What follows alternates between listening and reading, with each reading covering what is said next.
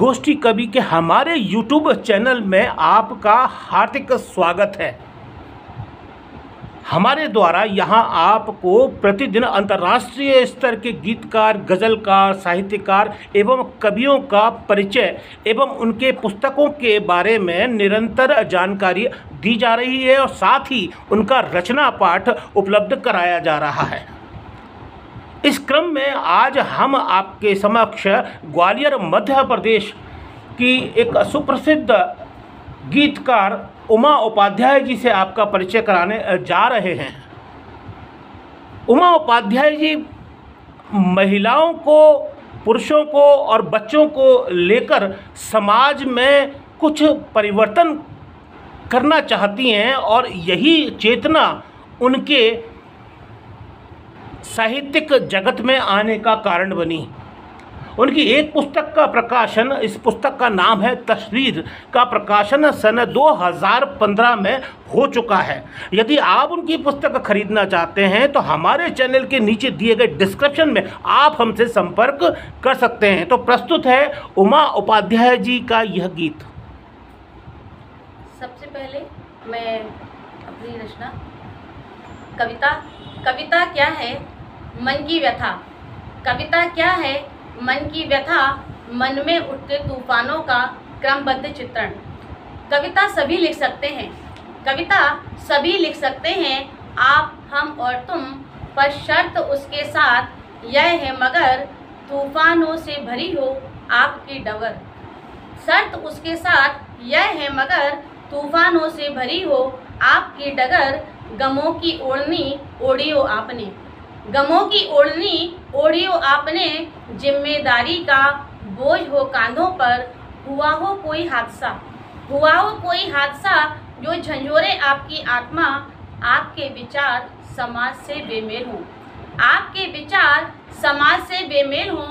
कुछ अलग कर गुजरने की मन में ख्वाहिश हो, तभी आप सशक्त रचना का सृजन कर पाएंगे, तभी आप सशक्त रचना का सृजन कर पाएंगे और विचारों के ताने बाने की चादर बना पाएंगे।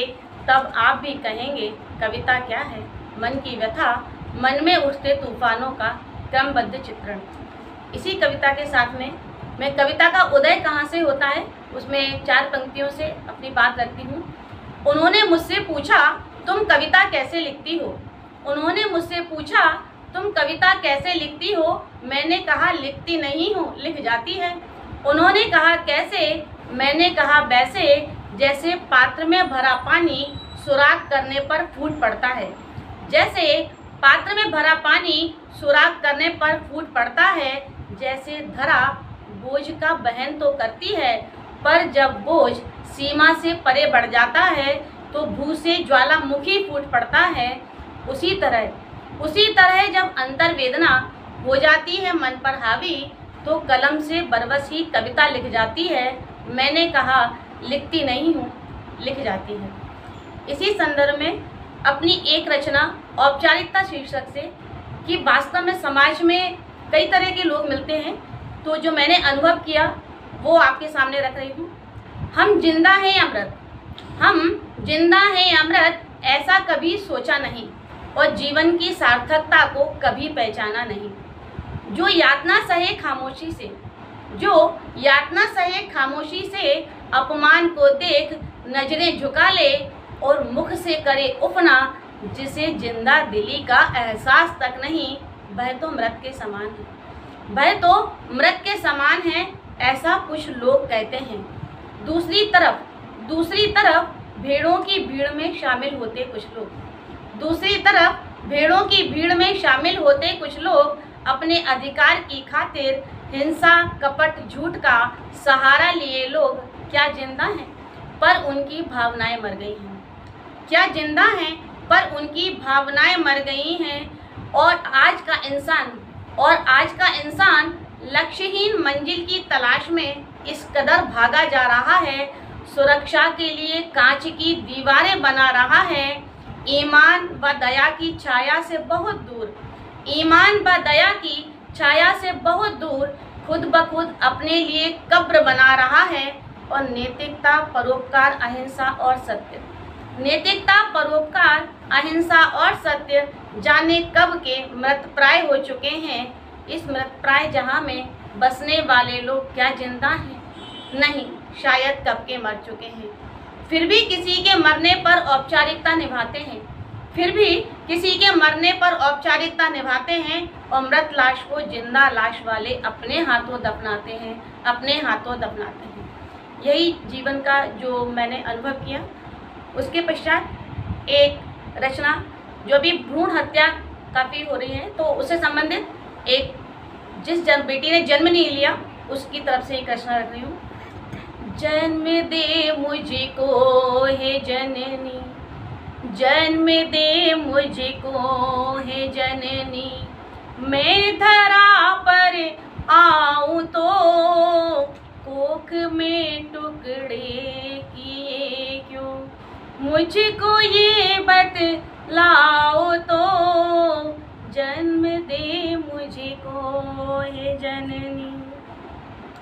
तेरी ही परछाई हूँ मैं, तेरा ही अस्तित्व हूँ, तेरा ही अस्तित्व हूँ, तेरी ही परछाई हूँ मैं। कतरा कतरा गल रही और जार से छलनी हूँ मैं।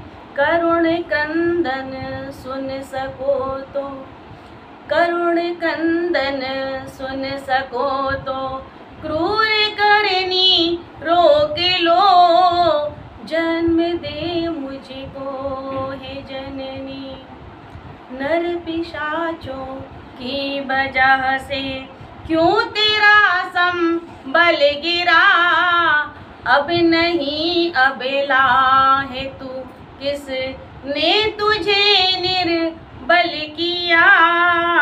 मैं हूँ लक्ष्मी हाड़ी रानी, मैं हूँ लक्ष्मी हाड़ी रानी, मुझको तो स्वीकार लो, जन्म दे मुझको हे जननी। मैं करूँ सुरभित घरांगन, मैं भी तो वरदान हूँ। मैं करूँ सुरभित घरांगन, मैं भी तो वरदान हूँ। मैं तेरी छवि बन रहूँगी, तेरी ही आवाज हूँ।